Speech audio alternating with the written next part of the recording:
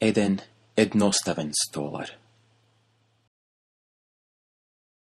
Тој беше роден во мало село, дете на селанка. Тој научи да биде столар и работеше во столаријата на татка си, додека тој не наполни 30 години.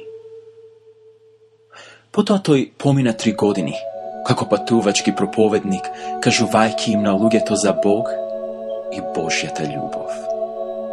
Тој никогаш не напишал ниту една книга. Тој никогаш не држал канцеларија. Тој никогаш не отиде на универзитет. Тој никогаш немаше семејство или собствен дом. Тој никогаш не патувал повеќе од 300 километри од своето родно место. Тој никогаш не заповедал со моќна војска и никогаш не извојувал победи во војна, зашто тој се спротивставува на насилство.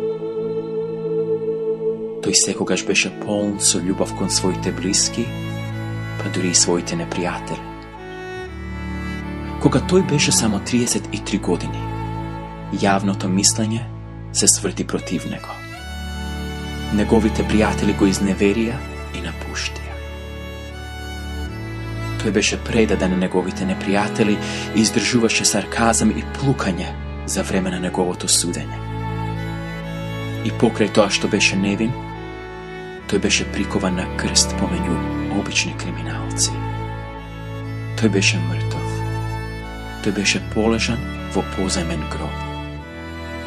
Но приказната на овој човек не завршува тука. Со неговата смрт и воскресение, луѓето беа ослободени од грев. Од тогаш, многу векови дојдоа и поминаа.